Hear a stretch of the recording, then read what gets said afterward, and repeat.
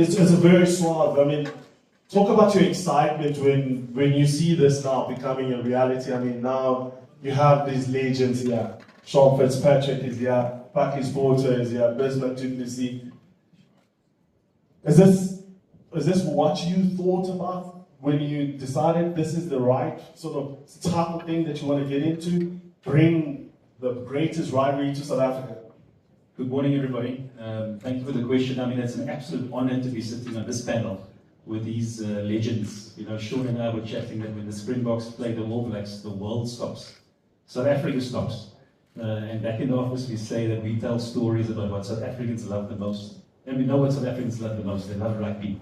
So it was a fitting partnership for Castle Love Malt to connect and be the title partner for rugby's greatest rivalry. We, as a double malt team, we're excited about bringing the experience to the fans.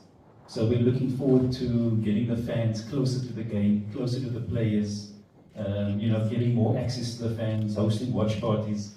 So we're very, very excited for this partnership. Bakis, you're one of those players. I remember Peter de Villiers once said, if anyone could stand up and please say their name and what do they do and what do they bring to the game. Please, just for those who don't know, your name and what is it that you enjoyed about playing the game?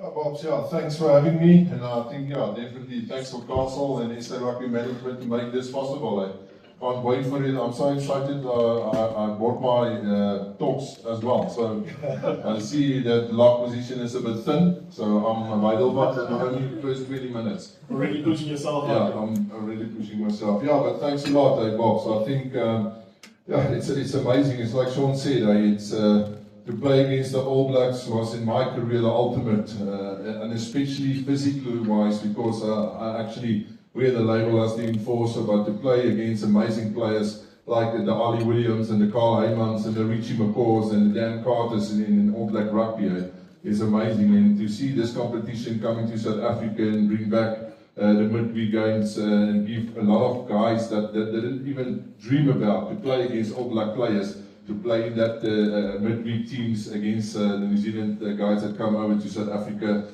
is just amazing. But again, and I emphasize it, to test yourself against the best in the world is always a measurement for myself as a player, and I believe Bismarck as well. You want to test yourself against the best. In my career, I always test myself against the best, and physically wise against the All Blacks, because I knew, listen here, when that Haka is finished, something somewhere is gonna bleed or gonna break somehow, some way. So yeah, it's amazing. Again, it's amazing to be a part of this competition coming to South Africa. But the All Black test was for me in my career the ultimate, and to walk out off that pitch and afterwards having a few and to become good friends is more valuable than just a game. And I can share it with the guys. Amazing All Black guy. A good friend of mine is actually coming to pay me a visit during this series, Carl Heyman, the old prop of New Zealand, and that's what it's rugby is all about. And Uncle Fripp de Preux teaches me one valuable lesson one day. He said to me, Buckies, I didn't actually make good money out of rugby, but I made friends around the world. And that's definitely what makes rugby so special game. To make friends around the world and competitions like this, to see your old mates that played with you and was enemies against you during your career. Wow, that is what it is about, the rugby, that culture, busy. For yourself, I mentioned to you Springboks versus the All Blacks. What comes to your mind? What is the thoughts that you go to? The first thought was a bit Sean Fitzpatrick when Johan LaRue bit him on the ear. So my first memory is definitely a young boy in Bethlehem. So we always had to sleep in my dad's room because the only TV was in his room, and we would wake up 4 o'clock, 5 o'clock in the morning. It's quite difficult for a 4 or 5-year-old to wake up that early. But we had to wake up and we slept in my parents' room, and we watched the All Blacks play against the All Blacks play against the Springboks. And for me, exactly, it almost feels like Sean took the words out of my mouth. I never dreamt of playing for the Springboks. I come from a very stable background, but small rural town. I never even thought in my wildest dream that I'll be able to play rugby. I dreamt of playing 20 games for our provincial side or our town in Bethlehem, and all of a sudden I was facing the haka. And for me, what Bakkies also said, what was always special about playing against New Zealand was the fact that they respected us and we respected them. I think it was a mutual respect, irrespective of who you are, irrespective of what you believed in, what you didn't believe in, we respected each other. And the last few years of my rugby career was quite difficult for me because it was very professional. So as soon as you get off the field, they give you this to drink and that to drink and this to do. So that was quite difficult for me because how I grew up was bleed on the field and then 10 minutes later you have a beer, or I'm not a big drinker, and when I was playing. I love it. What a bro. And you talk to each other, and then a week later you play against each other again. And I think that friendship is the thing that I cherish the most. Exactly the same as Bakkies. There's guys coming from New Zealand coming to visit me as well. We would go hunting on a Wednesday. I'll take Andrew Hall on a hunt on the Wednesday, and on Saturday we'll be bleeding against each other. And I think that respect was the thing that I cherished the most. And what Mr. Rian said is that's the thing that professional sport took out personalities, it took out friendships. And I'm very happy that Castle Double Malt is bringing this back, and I think I can't wait for the first game to kick off. Yeah, it is exciting. I'm excited. Talk about that, Tommy, when it comes to Castle Double Malt. Now bringing in all that culture. You hear the stories from the gentlemen. How does that work like, and how does it look like for the fans, for the supporters? What is it that you want to make sure that they can experience within the space? Yeah, it's wonderful stories. I mean, what we would love is for all South Africans to witness these stories. So from a Castle Double Malt perspective, our intention is to widen this experience, give access to all South Africans. You can expect a lot of watch parties in bars, in taverns all over South Africa. Consumers online can win matchday experiences to attend games in the stadiums. For consumers who can't, and the fans who can't attend games in the stadiums, will have pop-down, with SA Rugby, where the hope is in thousands and thousands of people to witness the game. And I agree with what Bakkies says, sport has this unifying nature to bring people together, and so does Castle Double Malt. Our intention is to bring friends together, make new memories, share cold beer, and make long-lasting friendships. So I mean, Bakkies, smooth is not something that you deal with. I've never seen you put gel in your hair.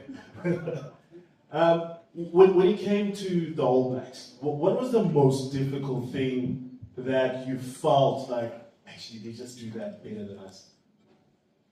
Bobs, it's quite interesting. I had a discussion with Richie back in the days, and and I must say quickly, I still got my Springbok jersey at home that still got Charles Glass in front of the Springbok jersey. So and I was at Loftus.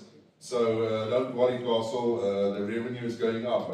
People are using the product, don't worry, and we're going to use it much more. So Bobs, but we had a nice discussion, and that stood out for me when we played the All Blacks, and Richie said so many true words to me, and it's actually in short. He said they were always looking for the Springboks to have 2 or 3 soft moments in the game.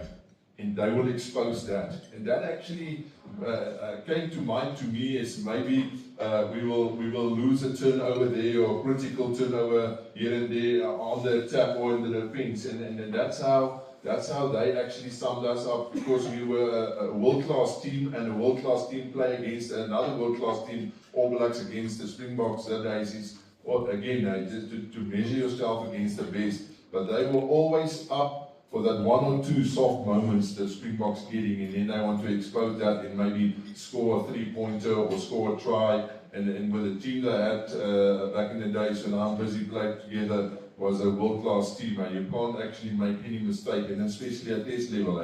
Test level, the margin of errors is so small, it will cost you on the scoring board. Wow. Okay, Sean, I mean, tactically, did he get it right? Is that what you guys were always looked at the Springboks and think, how do we expose them? When you play them 4 Saturdays in a row, as we did in '96, those small margins just mean everything. And what I think we all, especially as past players, what we respect about each other is that we're very similar. We would always say they will not go away, do not give them a chance. They just keep knocking at the door. And that's what we did. That's what they did. And I look back to '96, and we knew that we played them 4 Saturdays in a row. So the first game in Cape Town was the end of the Tri-Nations. And then we went to Kings Park, which is one of my favourite stadiums in the world. And we knew we had to win that game to have any chance of winning, because the next two were at altitude. And then we went to Loftus, and for me that was just bang, bang, bang. We'd score, they'd score, we'd score, then you'd do a drop kick. And then ultimately, we won that game. And this is what it means to us. And I thought when the game went professional that we'd lose that little fire we had when we played the Springboks so often. I can tell you even now it hasn't gone. But I walked off the stadium, and to be greeted by one of our great All Blacks fullbacks, a guy called Don Clark, who lived in Pretoria, and he came to me and we actually embraced, we hugged each other. And in those days, All Blacks didn't hug each other. And he had tears coming down his eye, rolling away, he's crying. And he said, Fitzy, he said, thank you. Thank you for doing something that no other All Black team has ever done. I can now die a happy man. And that literally, I tell that story because that literally what it meant for us as All Blacks to play against Springboks and to win a series. So I think that says everything. And somebody mentioned about Jonah doing the haka. And for us, it was about, I said to the team the other day, I said, it's going to take there's probably 50 of them now that are going to be here to win that series, and every one of you has to contribute. And Jonah exemplified that. One of the greatest All Blacks ever, one of the greatest rugby players ever. He was happy. He didn't strip for that game. He was, as you said, he was a dirty as we call them, and he was leading that haka with all the other dirties, celebrating the success. So that's what it means for us. Busy, I mean, the culture, the competition is strong. You've done a win in New Zealand, but most of the times, after a few years, Springboks struggling to beat the All Blacks, and then you do it. What was your thoughts when you said there afterwards of what does it take to win a test match in New Zealand or to win a test match against the All Blacks?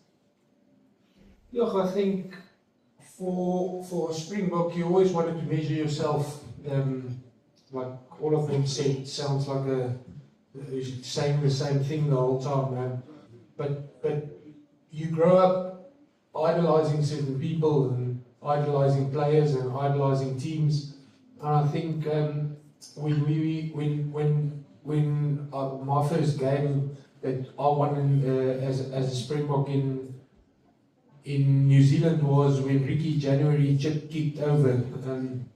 I think that was also my John got injured the week before in Wellington.